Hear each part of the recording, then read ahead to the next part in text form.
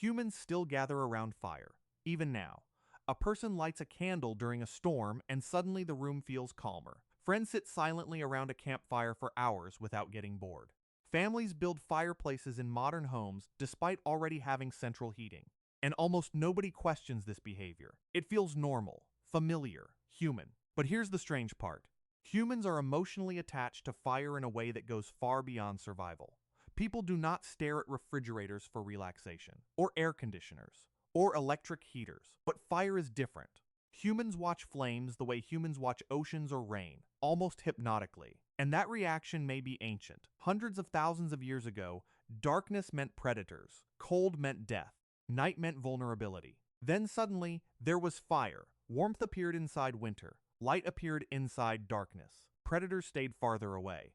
And for the first time in human history, small groups of fragile primates could sit safely through the night while the world beyond the flames disappeared into blackness. And somewhere during that process, the human nervous system may have started associating fire with something much deeper than heat: safety, protection, survival itself. And this changes the way humans experience nighttime completely. Before fire, sunset probably ended most meaningful activity. Darkness made movement dangerous. Visibility collapsed. Humans likely slept earlier because there was simply not much else to do safely. But fire changed the structure of the human day. Suddenly, humans could remain awake after sunset.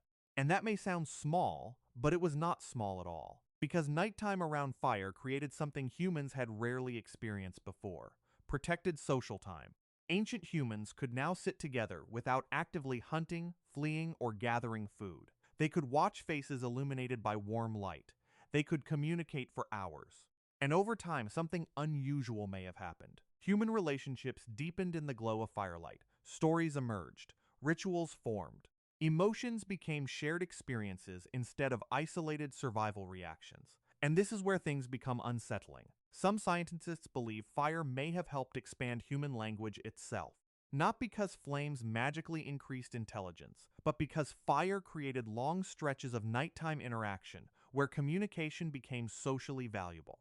In other words, the human brain may not have evolved only through hunting or survival pressure. It may also have evolved through thousands of nights sitting together beside flames, while darkness waited beyond the edge of the light. But fire changed something even more fundamental: food. Humans are strange compared to most animals. A wolf can tear apart raw meat immediately. A gorilla can spend almost the entire day chewing plants. But humans evolved differently. The human body is surprisingly inefficient at processing many raw foods quickly. And this creates a fascinating possibility. Cooking may have changed human biology itself. Fire softened food, broke down fibers, released more calories, reduced chewing time dramatically. Suddenly, humans could extract huge amounts of usable energy from meals without exhausting their bodies digesting them. And that extra energy had to go somewhere, possibly into the brain. Because human brains are incredibly expensive organs. They consume enormous amounts of energy compared to the rest of the body. And some researchers believe humans may never have developed such large brains without cooking, which means something almost absurd may actually be true. Human intelligence may partially exist because ancient humans learned to place food over fire. Think about how strange that is. A modern human sitting in a kitchen waiting for dinner may unknowingly be participating in one of the most important biological transformations in human history. Civilization may not have started with cities, or kings, or agriculture. It may have started with cooked food glowing above embers in the dark. And over time, fire stopped being only practical. It became emotional.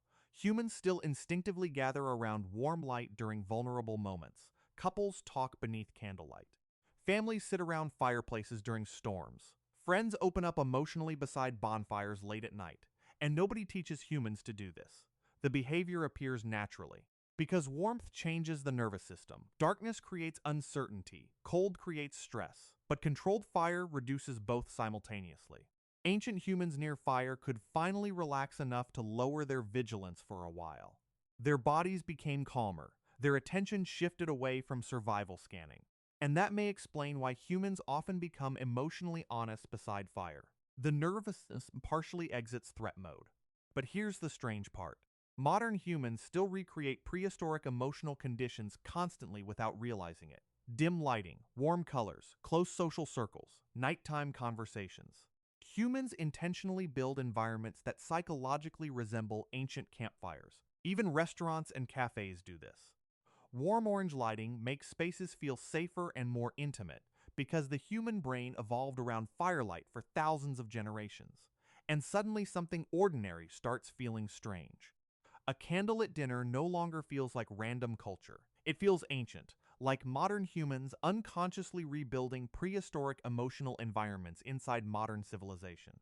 But humans did something else with fire that no other species truly accomplished. Humans began reshaping the environment itself. Most animals adapt to nature. Humans change nature around themselves. And fire was the beginning of that process. Fire allowed humans to survive cold climates their bodies were never naturally designed for. It allowed humans to enter darkness without becoming helpless.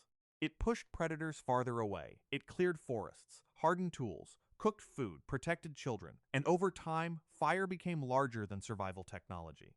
It became humanity's first tool of environmental control. And that changes the entire story of civilization, because modern society still runs on controlled fire. Engines are combustion. Factories are controlled heat. Electricity often begins with burning fuel. Even rockets launch through explosions humans learn to contain and direct.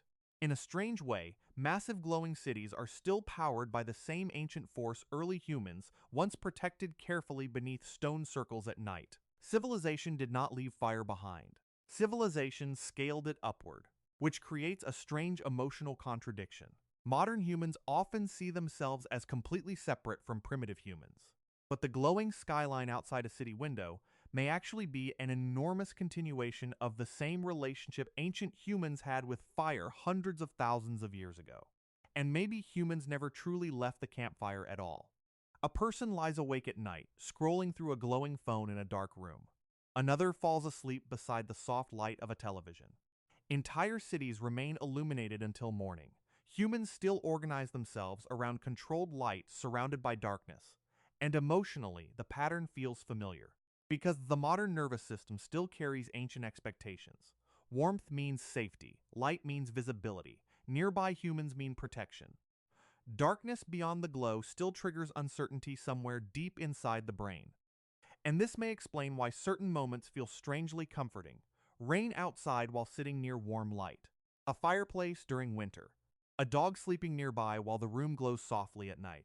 These moments feel peaceful because they recreate ancient survival conditions the human nervous system learned to trust long before civilization existed.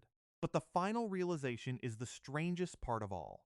Humans often imagine evolution as something distant, something prehistoric, something disconnected from ordinary modern life. But evolution is still sitting quietly inside modern behavior, inside kitchens, inside candles, inside city lights glowing against darkness. Somewhere beneath technology and modern civilization, the human brain may still fundamentally be a campfire brain.